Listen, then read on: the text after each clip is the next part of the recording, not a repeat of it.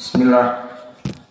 Innal hamdalillah nahmaduhu wa nasta'inuhu wa nastaghfiruh wa na'udzu billahi min shururi anfusina wa min sayyiati a'malina. May yahdihillahu fala mudilla lahu wa may yudlil fala hadiya lahu.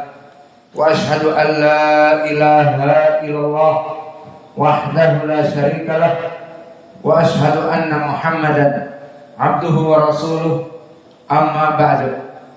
Alhamdulillah, pada kesempatan petang ini ba'dal maghrib hari Rabu malam Kamis 22 Juni 2022 bertepatan dengan malam ke-23 di bulan Dzulqa'dah 1443 Hijriah.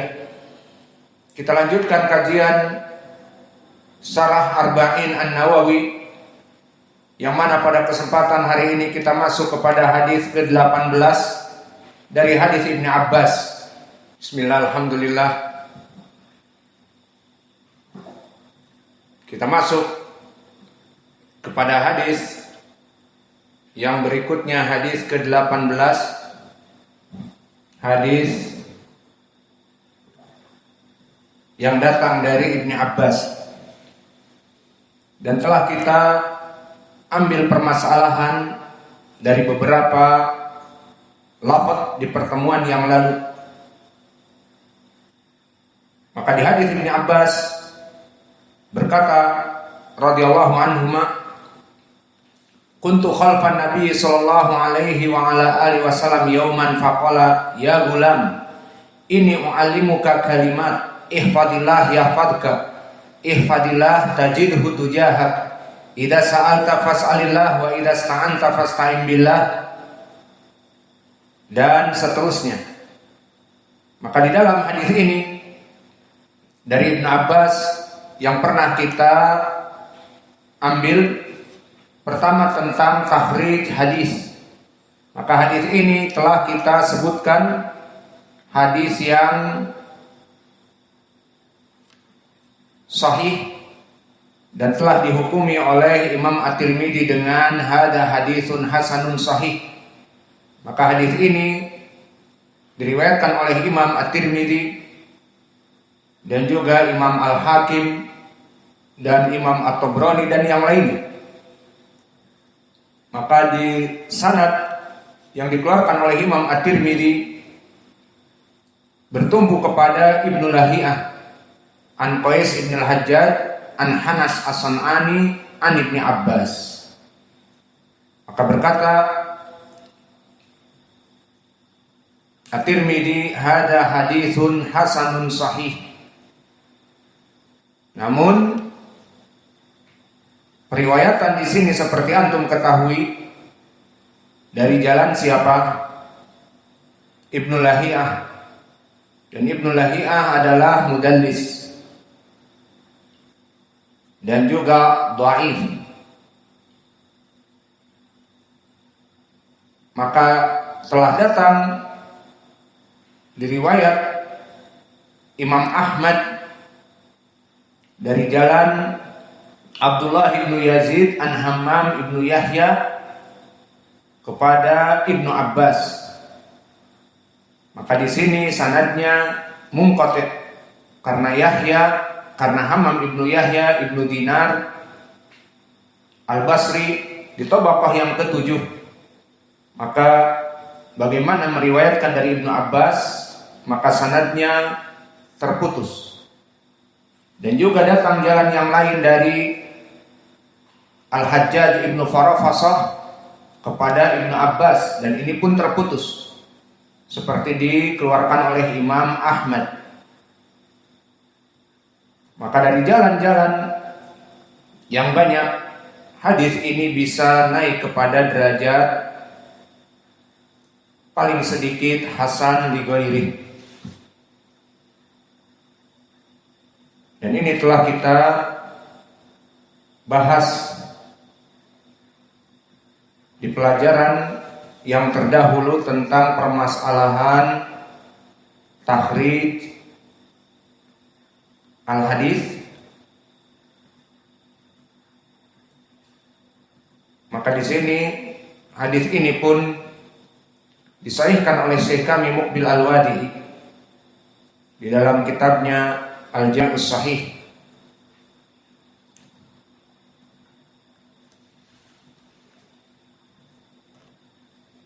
Maka berkata Syekh kami di saat meriwayatkan hadis, hada hadithun hasanun sahih, ay hadithun sahih li ghairi. Semua rijalnya sahih kecuali Qais ibn al-Hajjaj dan juga Ibnu Lahiyah. Namun telah datang riwayat-riwayat yang lain kepada sahih li ghairi. Dan begitu pun dari mutaba'ah untuk Ibnu Lahiyah adalah Laits ibnu Sa'ad. Maka meriwayatkan Laits ibnu Sa'ad, haddatsani Qais ibnu al-Hajjaj dari Hanas As-San'ani dari Ibnu Abbas. Dan Laits ibnu Sa'ad imam dan bukan mudallis. Maka hadis ini hadis yang sahih li ghairi, dengan jalan-jalan yang lain. Kemudian di dalam matan disebutkan, ya gulam ini u'allimuka kalimat ihfadillah yahfadka. Maka di sini faedahnya adalah Nabi di saat duduk dengan para pemuda, anak-anak,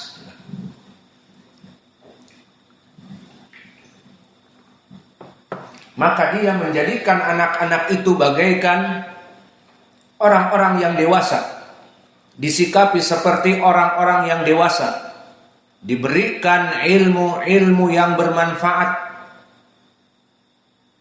Maka di sini Ibnu Abbas yang merupakan sepupu Nabi masih kecil diberikan hadis ini, dan dia dalam keadaan menjelang balik. Maka syahidnya Nabi yang berusia sekitar 50 tahun lebih duduk dengan seorang pemuda, maka dia tidak bermain-main sesuai akalnya para pemuda. Maka tidak pantas di sini dari kita para pengurus, bapak-bapak, duduk dengan santri-santri kemudian bermain-main seperti anak-anak kecil dan sebagainya. Maka alangkah baiknya kita bergaul dengan mereka dengan ilmu.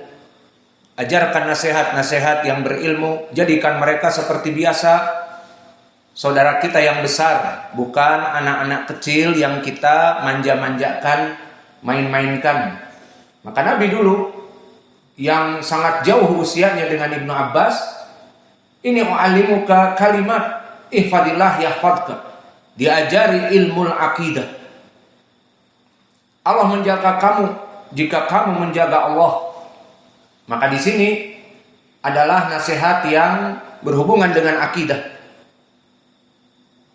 Diajari anak-anak dari kecil tentang permasalahan akidah. Dan ini telah kita lewati di pelajaran yang lalu. Maka kita masuk kepada lafaz ihfadillah yahfadka.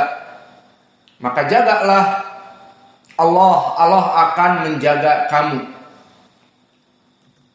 Maka ucapan ihfadillah yahfadka di sini, ihfadillah takdirnya ihfad hududahu wa huquqahu wa awamirahu wa nahihi au wa nawahiyahu. Maknanya jagalah Allah. Maksudnya bagaimana Allah dijaga? Padahal Allah bisa menjaga dirinya sendiri. Dan kita makhluk. Bagaimana menjaga Allah? Ada takdir. Ihfadillah, takdirnya ihfad hududahu, huquqahu, awamirahu, wa nawahiyahu. Itu maknanya. Sehingga takdirnya jagalah Allah. Ada takdir di situ mahdhuf. Bukan maknanya kita menjaga Allah. dari segala sesuatu, kebalik, justru Allah yang menjaga kita. Namun maknanya, jagalah Allah dari perintah-perintahnya yang wajib untuk dipenuhi. Itu. Dan jagalah Allah dari larangan-larangannya. Setiap larangannya dijauhi. Itu yang diinginkan. Maka takdirnya di sini, ihfadillah, ihfadi hududahu, wa huquqahu, wa awamirahu. Wa hada kama qala ta'ala, hada ma tu'aduna likulli awabin hafidh. Man khasya rahmana bil ghaibi wa jaa biqalbin munib. Maka ini yang dijanjikan kepada kamu bagi mereka hamba-hamba yang selalu kembali kepada Allah dan memelihara peraturan-peraturannya. Likulli awabin hafidh, yang menjaga peraturan-peraturannya. Siapa mereka? Man khasya rahmana bil ghaib wa jaa biqalbin munib. Mereka orang-orang yang takut kepada Allah dalam keadaan tidak kelihatan olehnya.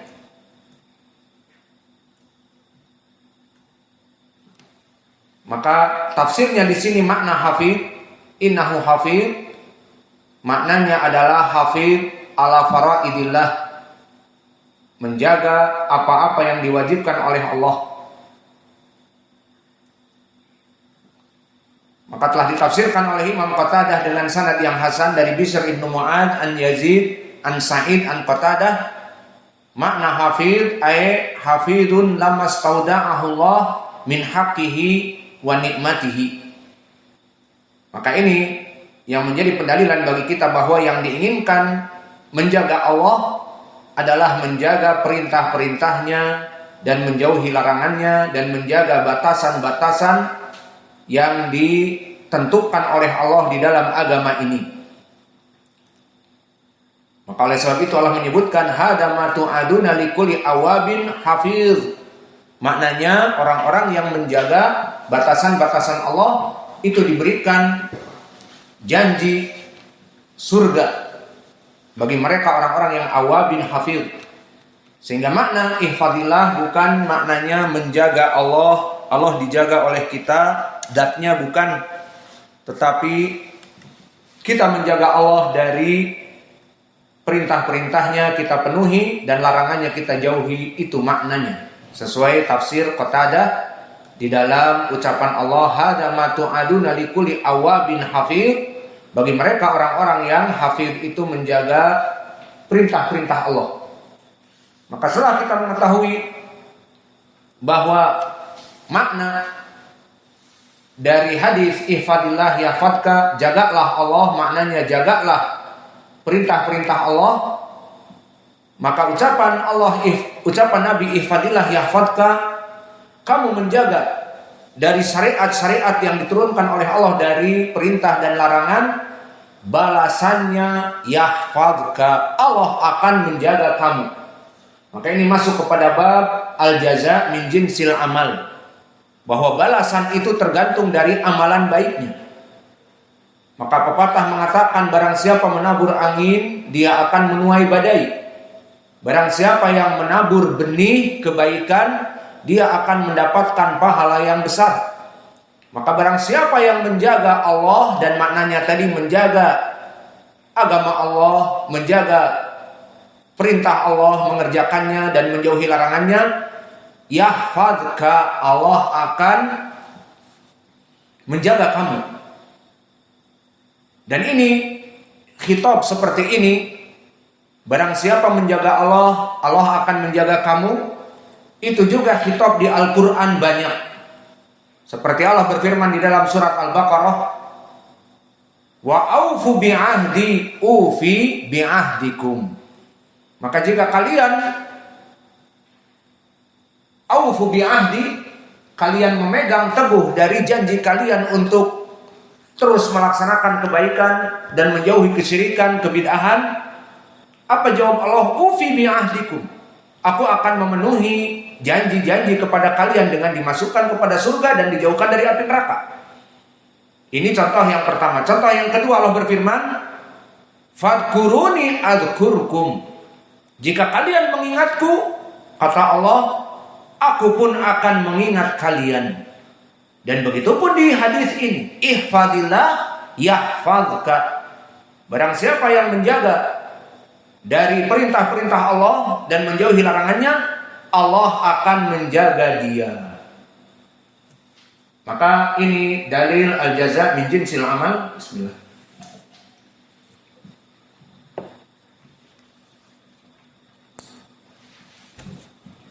Tinggal permasalahan sekarang.